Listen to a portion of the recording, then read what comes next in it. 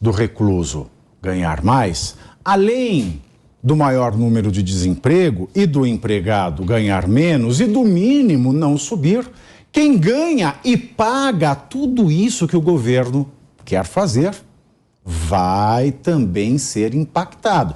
Uma medida assinada por Lula instituiu o voto de qualidade no CARF, a última instância administrativa para contribuintes questionarem a validade de autuações fiscais. Lembrando que o CARF é vinculado ao Ministério da Fazenda e é formado por 4 conselheiros, 2 indicados pela Receita e 2 por setores econômicos. Antes, em caso de empate, você lá é o contribuinte, foi autuado, o fiscal falou, ó, tem coisa errada aí, eu vou te multar, você vai pagar isso aqui, gera aquilo tudo, você recorre.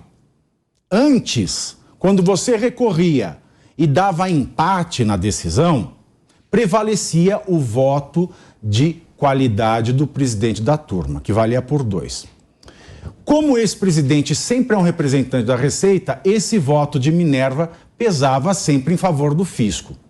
Em 2020, esse modelo foi mudado. Em caso de empate, a decisão passou a ser favorável ao contribuinte. Afinal de contas, vige, no direito brasileiro, o indúbio pro réu. Não importa se não é um processo criminal, você está sendo acusado de não cumprir uma obrigação legal. Então passou a valer o indúbio pro réu.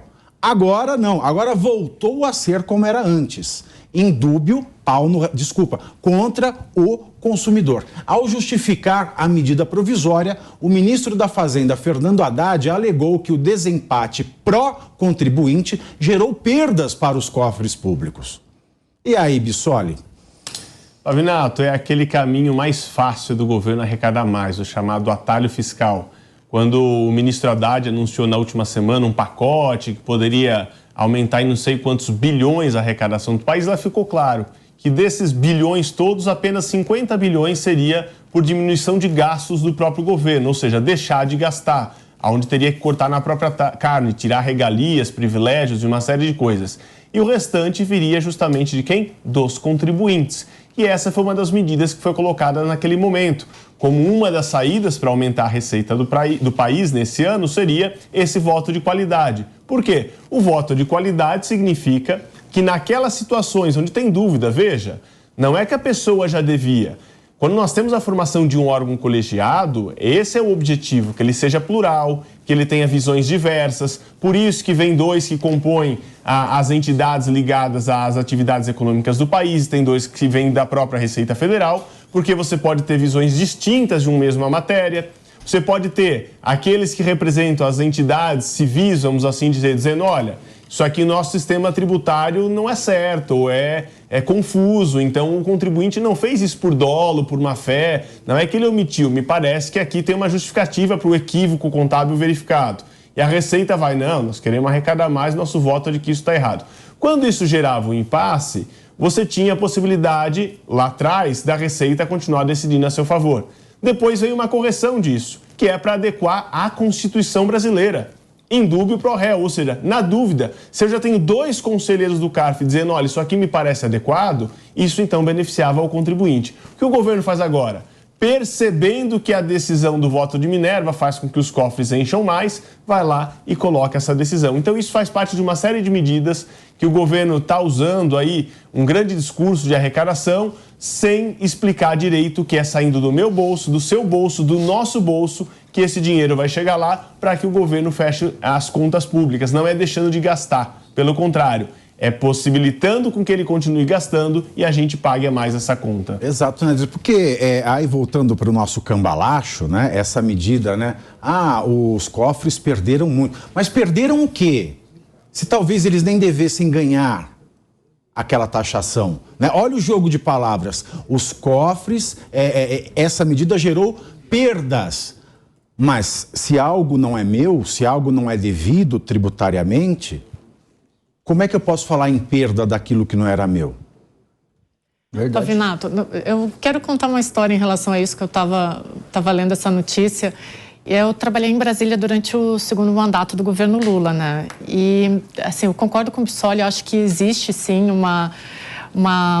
um apetite arrecadatório no meio disso tudo, mas sabe o que mais me chama a atenção? É usar uma medida provisória para isso. Então, só para vocês entenderem, assim, vamos supor, eu não gostei da cor da gravata do Pavinato. Em vez de eu chegar para ele e dizer, pô, Pavinato, tu pode mudar a cor dessa gravata, porque aqui no estúdio não tá pegando bem, eu vou lá e imponho. Não, tu tem que mudar.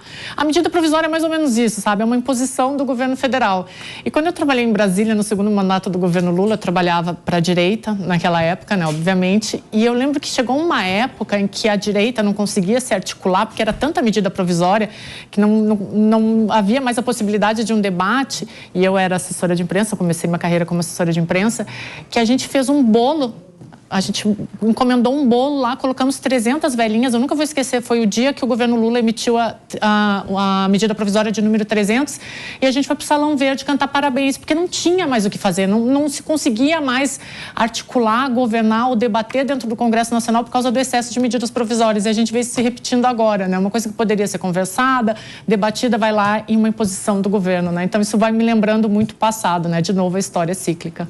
Exatamente. Toda vez que eu vejo uma matéria, assim, uma notícia falando sobre finanças, é uma coisa complicada, né? Porque eu não entendo muito de finanças, não é minha área, e tenho certeza que a esmagadora maioria do povo, não só quem nos assiste, mas do povo brasileiro também não entende bem. Quando eu li essa notícia, eu fiquei meio em dúvida com a explicação do Pavinato e do Bissoli, me clareou bem. O que é interessante é o seguinte, o conselho, que é formado de 4 conselheiros, antes, ele era sempre favorável ao governo. O governo Bolsonaro, em 2020, a notícia fala aqui, em 2020, alterou isso, dando voto de Minerva, ou seja, colocando o presidente desses 4 conselheiros, um conselheiro que fosse a favor do povo. Isso é lógico, sempre o governo Bolsonaro pensou no povo, apesar de todo mundo falar que não, que era não sei o quê, enfim, um monte de absurdos. Então tá clara a intenção aqui do governo, do atual presidente, esse governo de esquerda, que é pensar só no governo e o povo que se dane. Mais uma vez, vai taxar agora o imposto de renda sobre pessoas que não eram taxadas, e essas pessoas que tiverem qualquer problema, de qualquer irregularidade, se forem submetidas a esse conselho, pode já ter certeza que vão perder. Porque aqui já está deixando bem claro que o parecer vai ser sempre favorável ao governo. Então, você que votou no PT, faz o L aí.